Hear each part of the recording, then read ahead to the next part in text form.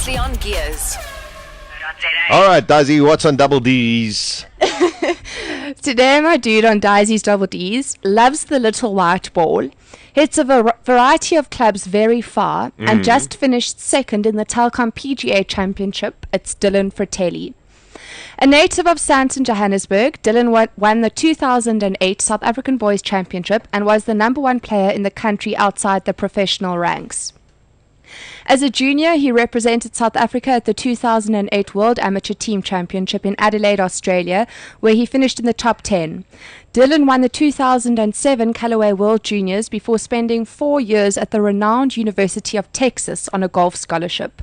He had a hugely successful college career, culminating at the NCAA Championships, where he sunk a 30-foot birdie putt at Riviera Country Club to clinch Texas's first national championship since Ben Crenshaw and Tom Kite's 1972 title. Throughout his excellent senior year, Dylan earned his first team All-American status as well as academic All-American status. His 3 wins and 6 other top 10 finishes gave him 3rd spot on the final individual college rankings. He won the Byron Nelson Award in 2012 for exemplary playing and academic and community service record. Dylan turned professional in June 2012 after a stellar amateur and college career. Hello? Yes, hold on there, Dylan. He made his professional debut at the prestigious BMW International in Cologne, Germany, where he finished an encouraging 33rd. He gained European Challenge Tour and Sunshine Tour cards for the 2013 season. He's currently 19th on the Sunshine Tour Order of Merit and 17th on the Challenge Tour Order of Merit. Today we're chatting to Dylan on Gears on Bulls Visual Radio. Hi Dylan, welcome to the show. Hey, Dylan.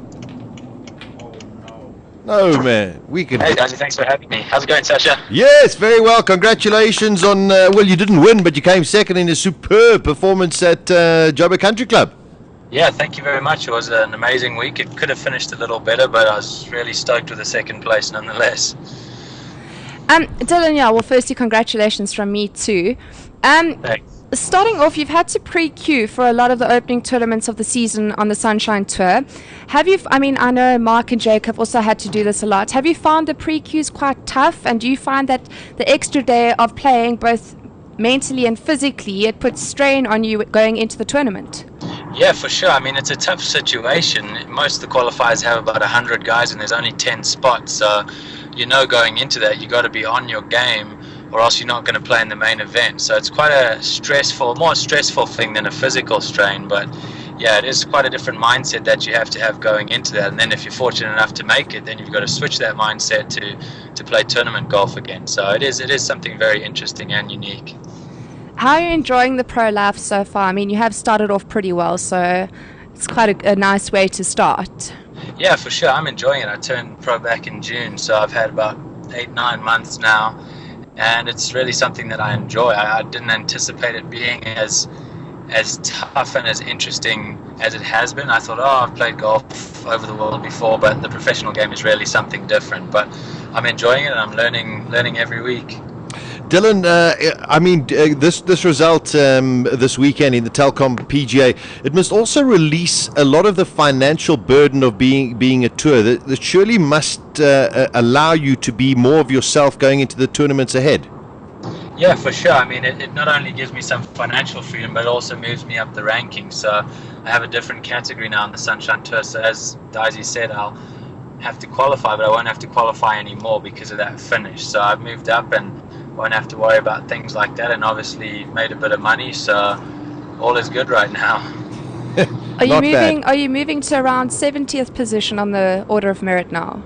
Well, I'm 19th on the Order of Merit, but on the category list, the way we get into tournaments, I'm 75th now, as opposed to 105th. Wow. A couple of weeks ago. That makes a huge difference. What's your next tournament going forward? I think we've got the Investec. Are you playing in the Investec Cup? I'm not playing in Investec. I missed out by 6 spots, so only the top 30 guys on the Order of Merit, on the point system that Investec set up, are there, and they actually start on Thursday. So unfortunately, I'm not joining them. All right. So what are your plans from now? I'm going to take some time off, go down to the south coast to my holiday house there and have a week or two off, and then get ready for the Zimbabwe Open, which is in about 4 weeks. That is, I tell you, the lifestyles of a pro golfer.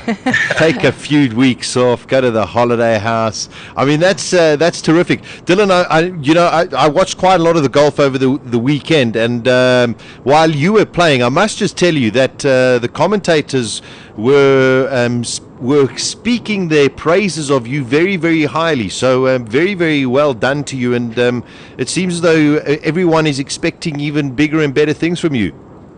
Oh yeah, well I mean it's always good to get punted by Dale and Hutchie and all those guys, but they're really good to me. They've really helped me a lot, and Hutchie's obviously out in Europe, then he's helped. Oh, we lost the line there a little a bit. few times. Dylan, the standard of golf on the Sunshine Tour is... Seeing how it's fitting in, so it's always... Oh, geez, he's got a funny line. It's a bad line. It's a bad line. All right, Disi, go for that one again. Can you hear us? Yeah, Okay, I can hear cool. you perfectly. The standard of golf on the Sunshine Tour is very strong, and it's evident in the world-class golfers that are coming out of South Africa. How does the standard compare to that of the Challenge Tour? I know you are playing there, so how does it compare? Oh, we lost him. Damn. We lost him. Okay, let's try and get him back. He seems as though he's doing the Skype, I think, from A car. From a car. Most probably doing it on a mobile. I wonder where Ashley Jagger comes from. Maybe it's his friend. Don't know. Oh, they all live together. Maz, the knowledgeable one. Oh, damn, we've lost him, unfortunately, on the call at the moment. What a pity, because I'd like to find a little bit more about young Dylan Fritelli. Maybe we should just call him on his cell phone number. Should we try him on his mobile? Yeah. Maybe that's a very good... You know, you're so clever, Disi. That's why in the show. Because the show just makes no sense without you. Yeah, sure. Yeah. Ah, okay, here we go. He's coming back. Hello, Dylan, can you hear us? Hello, are you back? Yeah, I'm back. Sorry, I lost you there. I'm on the 3G connection here on my iPad. So. There we go. Dylan, Di's got a great question in terms of the different sort of tours. Yeah, how the standard compares, because Yeah. you play in the Challenge Tour and Sunshine Tour, and I mean, the Sunshine Tour is Yes, that's really correct. strong. How does it compare to the Challenge Tour? Oh, well, it's pretty similar. I played the Kenyan Open about 4 weeks ago, and I was expecting the challenge to be a lot higher standard. So I would say it compares to the Sunshine Tour. I mean, especially when we have strong fields with guys like Brandon Grace and George Coetzee that come home and play. As soon as those guys play, the Sunshine Tour is as good a tour as most. I mean, maybe not as good as the PGA Tour in the States or in Europe, but probably the third or fourth best tour in the world. And you mentioned Brandon Grace. I mean, George Coetzee, Brandon Grace, they're both just flying. Is it quite inspirational for you guys? I know you are a great golfer, and as an amateur you were brilliant. But coming in as a pro now, is it quite inspiring seeing Brandon, just a local George boy, doing so well? Yeah, for sure. I mean, I played a bit of junior golf with Brandon, and I used to practice with George out in Pretoria, so I've come to know them pretty well, and to see those guys jump into the top 50 in the world and do what they've done in the last year definitely gives me something to aspire to. So they've set the bar there, and hopefully I can chase them up the world rankings. Dylan, when it comes to South African golfers, I mean, you know, you look at our Sunshine co-sanctioned European Tour. I think we've got 5 winners already. We had Thomas winning Thomas Aiken winning over the weekend as well. What do you think is in our food that is making that is giving us such brilliant South African golfers?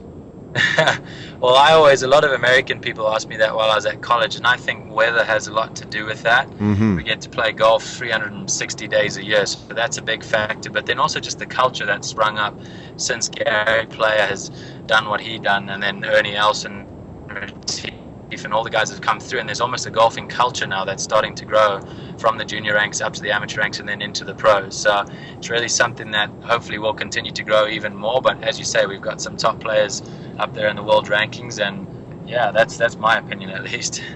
Wonderful, Dylan. So you're going to be playing in the Zimbabwe Open, and then for this year, do you have exemption on certain of the European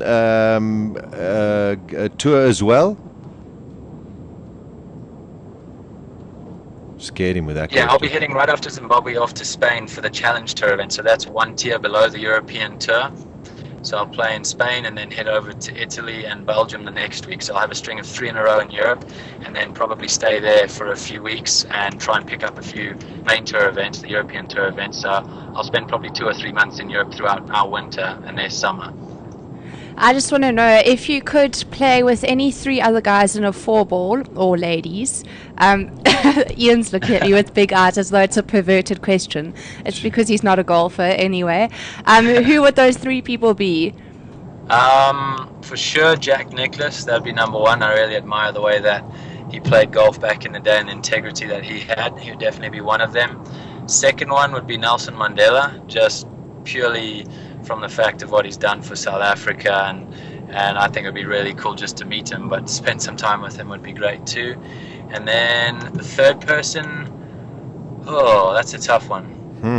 Probably Gary Player. I haven't met Gary yet, so hopefully I get a chance someday to play with him. Sash is very disappointed that he didn't crack a mention there. He could be the caddy. I'll be the caddy. Now, Dylan, I mean, Fritelli, you must have an Italian background.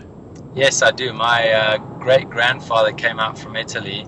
His father was an engineer and built a few roads and bridges here in South Africa, and the name has managed to pass down a few generations. So I have some family over in Lucca, in Tuscany, so hopefully I'll visit them this summer as well. Stunning, but I mean, and listen, because I'm Italian as well. We talk about South African golf, but all of a sudden, Italian golf, also with the Molinari brothers, Matteo Manacero, these guys are also shooting lights out at the moment. So it's also good for some European golf. Yeah, no, for sure. I played a lot of amateur golf with Matteo. I mean, he's a great talent, having won the end of last season again for the 3rd time, I think.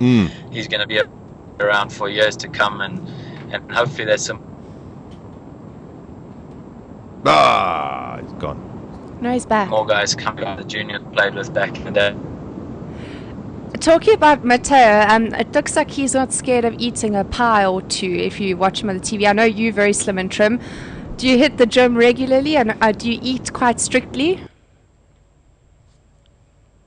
Oh, we lost him. Okay, we lost him. I think we got the gist of Dylan.